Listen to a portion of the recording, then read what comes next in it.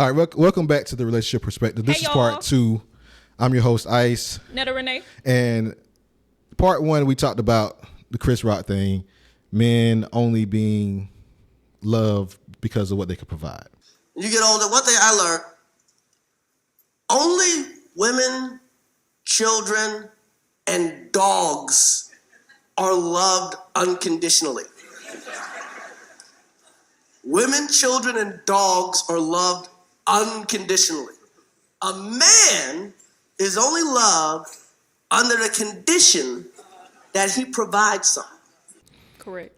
Off camera, you were saying something about the chicks. Something profound. Well, say it again so the people All right. can hear. So for the people, I said that women that I surround myself with, women that I know, a lot of, or it's common for a man to say, I provide, I'm a provider. And that's usually tied to bringing money to the table, to paying bills.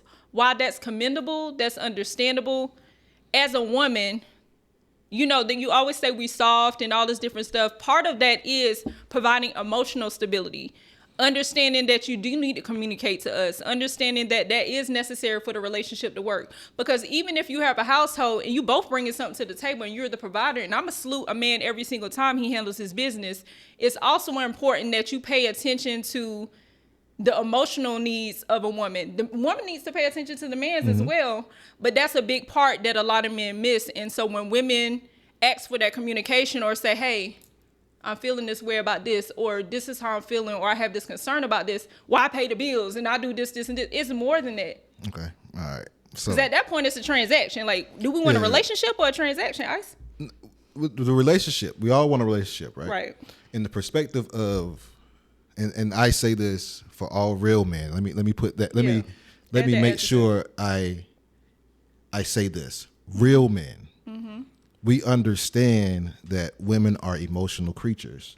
We understand that the check doesn't mean really much of nothing because we can bring a check. It means something. No, it's not everything. Okay, it's not everything. Right. When I say it means much of nothing, because you can go out there and get the bag yourself, especially nowadays, right? Right.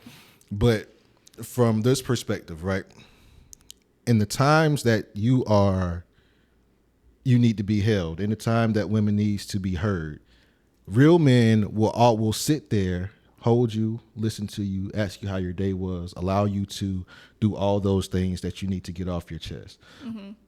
Real men will say, okay, we need to go out. Or real men will run a bath for you when you get home. Real men will make sure dinner is done because we know how tired your job has been for this week. So when we go in that perspective, right, the flip side of that, when men are vulnerable and want to be vulnerable, a lot of times, most women will nag at the man or feel like they're being, as the word is now, being sassy. You know what I'm saying? A little spicy. You know what I'm saying? But you don't want to really hear what the man has to say.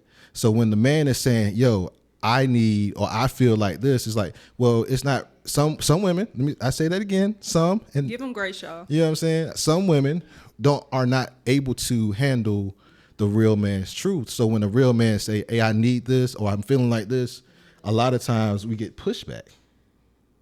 Give me an example. So for instance, if we say, hey, and again, as men, we're simple creatures, so we may say something very simple. Yo, I just feel like I'm tired. That tired mean, if a man comes to you and to his woman and say, I feel like I'm tired, a lot of times that tired is the weight of the world is on his shoulders. He just needs a breath of fresh air. He doesn't need to come home and say, you forgot to take the trash out. He don't need to come home and say, why you ain't wash my car today? You know what I'm saying? And so those things can be, if it's not given vice versa, the man can feel as if, well, I'm not really wanted. I'm only wanted because of what I can do. I can agree with you on that. I just feel like I'm a different, my experience is different. I'm going to say that I am that person that's going, send you a cash out for your barber. Mm-hmm. I am that person that's going to want to know you on a level deeper than what you can bring to the table. I'm going to want to know, things that trigger you or things in your past that may affect the way you show up in real life. I think with me, when I talk about the emotional stability, is when you allow things that have nothing to do with our relationship, not the burden of the world. I'm not talking about anything on that level. I'm saying unhealed things that come out in the relationship that cause us to be separated and not on one accord. I think that's why I say you can't come to a person like me and say, I paid this, this, and this, because for me, I need you to show up at the better version of yourself, and I'm here to help do that for you. I got you. Or with you, not for you. I got you. What y'all say?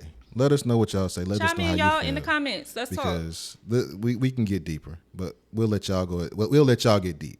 This is the relationship perspective.